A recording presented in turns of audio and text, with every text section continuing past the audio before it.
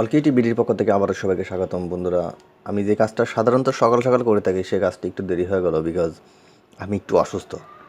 তো যে কারণে আমি আসলে সকাল সকালই আপনাদের জন্য সাপ্তাহিক চাকরির ডাক পত্রিকাটা নিয়ে আসতে পারি নাই। তো যাই হোক, একটু দেরি হলেও এখন আমি চাকরির ডাক পত্রিকাটা নিয়ে আসছি। বন্ধুরা, এই চাকরির ডাক পত্রিকাটার জাস্ট বেসিক যে সমস্ত আলোচনা করার বিষয়গুলো সেগুলো আমি অবশ্যই আপনাদের সাথে আলোচনা করব। তো বাকি বিষয়গুলো আপনারা অবশ্যই কিন্তু এই পত্রিকাটি নামাইয়া আপনারা নিজে থেকে পড়বেন, নইলে আমার কথার উপর ভিত্তি করে আপনারা কিন্তু পুরোটা বিস্তারিত বুঝবেন না। বাট আমি কিন্তু এখানে জাস্ট বেসিক বিষয়গুলো অবশ্যই সব কিছুই বর্ণনা করব, নো প্রবলেম। এখানে কিন্তু এই সপ্তাহে মোটামুটি খারাপ বলবো না, লাস্টের দিক দিয়ে বেশ ভালোই কিছু সার্কুলার হয়েছিল। প্রত্যেকটা সার্কুলারই পুরোপুরি মানে সপ্তাহব্যাপী সার্কুলারটা এখানে আছে, আপনারা অবশ্যই এটা একটু দেখবেন। তো তার আগে আমি বলি বন্ধুরা, এই পত্রিকার লিঙ্কটা আমার ভিডিও ডিসক্রিপশনে আমি দিয়ে দিচ্ছি, আপনারা ওইখান থেকে লিঙ্কে ক্লিক করলে সরাসরি পত্রিকাটা পাওয়া যাবেন, তারপরে নামায়া পড়বেন। তো আমি আর ওইটা দেখালাম না, কীভাবে নামাইতে হয় এটা আমার মনে হয় সবাই জানি।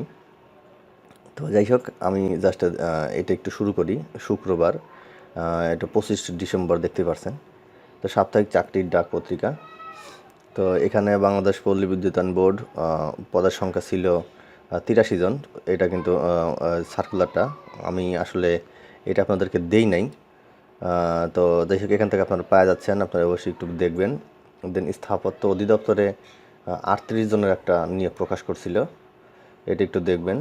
দেন কেমিক্যাল ইন্ডাস্ট্রিজ কর্পোরেশনে পদ সংখ্যা ছিল 39 জন।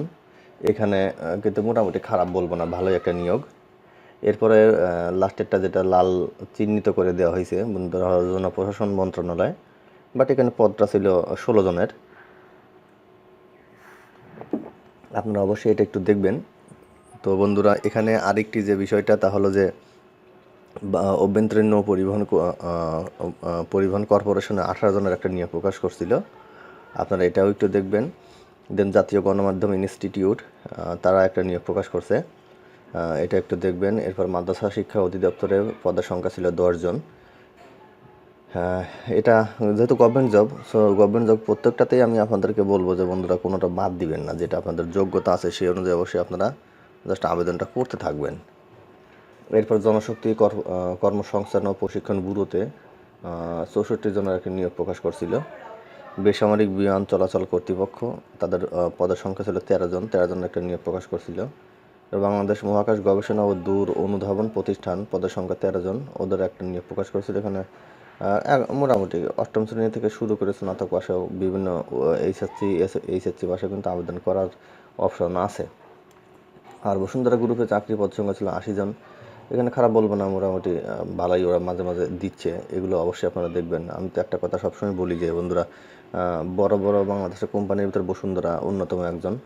তো এই সমস্ত কোম্পানি, আকিজ গ্রুপ, এরপর যমুনা, তারপরে প্রাণ, আরএফএল, এই যে বড় বড় যে কুতুবগুলো আছে, এদের যদি কোনো সার্কুলার দিয়ে থাকে আপনারা চেষ্টা করবেন সেখানে ঢোকার জন্য, বিকজ একবার পার্মানেন্ট হতে পারলে কিন্তু আপনারা অনেক অনেক সুযোগ সুবিধা পাবেন। দেন চট্টগ্রাম উন্নয়ন কর্তৃপক্ষ, তারা 16 জনের একটা নিয়োগ প্রকাশ করছিল। এরপর খুলনা বিশ্ববিদ্যালয়, পদের সংখ্যা ছিল 8 জন, ওখানে একটা নিয়োগ ছিল। ইউনিয়ন ব্যাংকে চাকরি একটা নিয়োগ আছে। আদ্দিন ওয়েলফেয়ার সেন্টারে 16 জনের চাকরি, এনআরবি গ্লোবাল ব্যাংক। দেন এখানে আছে শক্তি ফাউন্ডেশন, আমি এটা কিন্তু অলরেডি আপনাকে দিয়েছিলাম, 605 জনের একটা নিয়োগ। সেই শক্তি ফাউন্ডেশনের এখানে একটা সার্কুলারটা দিয়ে দিয়েছে। শিক্ষা মন্ত্রণালয়ের এখানে একটা নিয়োগ আছে। তো বন্ধুরা, এটা গেল প্রথম পেজ। আপনারা প্রথম পেজটা একটু নিজে থেকে ভালো করে আর একটু পড়বেন। আর আরেকটা বিষয় বলা হলো তাহলে 2 নম্বর পেজ এবং লাস্ট 3 নম্বর পেজটা, এটা কিন্তু সাধারণত প্রথম এবং লাস্ট পেজের বাকি অংশগুলো দেয়া থাকে। ওকে, যেমন ধরুন যে এটা থেকে বসুন্ধরা গ্রুপের চাকরি, এটা প্রথম পেজের পর দেখবেন সব কিছু কিন্তু প্রথম পেজের পর, দ্বিতীয় পেজের লাস্ট শেষ পেজের পর, এইরকম আর কি। তো এটাতে আসলে পড়ার তেমন কিছু নাই, আপনারা দেখবেন। তারপরেও কারণ পূর্ণাঙ্গটা দেখতে হলে ও পেজ দুটো লাগবে। এরপর যে প্রশাসক ব্রাহ্মণবাড়িয়া, 16 জনের একটা নিয়োগ ছিল। এখানে ব্রাহ্মণবাড়িয়া লোকজনের জন্য শুধু, এটা বুঝতে পারছেন। তো Bangladesh submarine cable company limited, পদের সংখ্যা 12 জন, ওদের একটা নিয়োগ দিছে। Khaduli technical school and BM college, পদ সংখ্যা হলো 45 জন, এখানে একটা নিয়োগ দিছে। জেলা প্রশাসক মৌলভীবাজারে 24 জনের একটা নিয়োগ। এসেনশিয়াল ড্রাগস কোম্পানি, এটা বাংলাদেশের একমাত্র গভর্নমেন্টের যে মানে ড্রাগস কোম্পানি আর কি, সেটাতে নিয়োগ ছিল। বিএম ফাউন্ডেশন, তাদের এখানে একটা নিয়োগ প্রকাশ করছে। পল্লী জাগরণ ফাউন্ডেশন তাদের একটা নিয়োগ আছে। খালিশপুর কলেজিয়েট গার্লস স্কুলের একটা নিয়োগ আছে। বঙ্গবন্ধু শেখ মুজিবুর রহমান মেরিটাইম সিটি ইউনিভার্সিটিতে একটা নিয়োগ আছে, বন্ধুরা দেখবেন। আশায় চাকরি, আশা যে এনজিওটা আছে সেই এনজিওর একটা নিয়োগ প্রকাশ করছিল। শাহজালাল বিজ্ঞান ও প্রযুক্তি বিশ্ববিদ্যালয়ের 9 জনের নিয়োগ। তথ্য মন্ত্রণালয়ের চাকরি একটা নিয়োগ। এরপর বন্ধুরা আছে Bangladesh institute of international and statistic studies, এখানে একটা নিয়োগ প্রকাশ করছে। সফটু ফাউন্ডেশন আবারও একটা নিয়োগ প্রকাশ করছে। দেন শিক্ষা মন্ত্রণালয়ের, এটা কিন্তু প্রথম পৃষ্ঠার পর এখানে দিয়ে দিয়েছে বন্ধুরা, এটা আপনারা অবশ্যই একটু দেখবেন। তো আমার মনে হয় বন্ধুরা আরেকটা কথা বলাই বাহুল্য, তাহলে আসলে গত সপ্তাহের কিন্তু প্রথম দিকে তেমন কোনো উল্লেখযোগ্য সার্কুলার অ্যাকচুয়ালি হয় নাই, জাস্ট লাস্টের দিক দিয়ে একটু সার্কুলার হয়েছে। তো জাস্ট এখানে খুব যে একদম মানে চোখে পড়ার মতো তেমন কোনো বিষয় আসলে এখানে মধ্যে নাই। তারপরেও একদম খারাপ বলবো না, যতগুলো দিয়েছে সেগুলো দিয়ে যদি আপনারা আবেদন করেন আমার বিশ্বাস আপনাদের একটা রেজাল্ট আসবে। আর একটা বিষয়, এই চাকরি পত্রিকার একটা খুব ভালো দিক, তাহলে এই কোনার উপরে একটা সাইড দিয়ে থাকে, তাহলে এক নজরে চাকরি।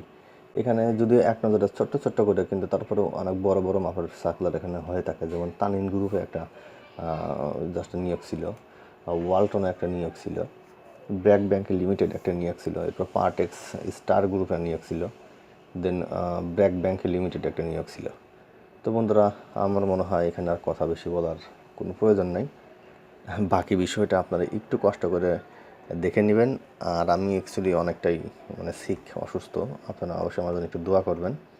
তো লাস্টলি আমি একটা কথা আপনাদেরকে একটু বলে দেই, তাহলে যে বন্ধুরা যে কথাটা আমি ইতিপূর্বেও অনেকবার বলছি, তাহলে যেহেতু আমরা সবাই এখন কম বেশি স্মার্টফোন ব্যবহার করি, তো স্মার্টফোনে সবসময় চেষ্টা করবেন নিজেদের একটা আপডেট সিভি, তারপরে আপনার এক কপি ছবি, এরপরে আপনার সিগনেচার, দেন আপনি যে লেখাপড়া করছেন যে সার্টিফিকেটগুলো আছে সেই সার্টিফিকেটগুলোর স্ক্যান কপি, আপনার যদি অভিজ্ঞতা থাকে অভিজ্ঞতার স্ক্যান কপি, এগুলো সব কিছু আপনি স্ক্যান করে আপনার মোবাইল ফোনে একটা ফোল্ডার বানিয়ে রাখবেন।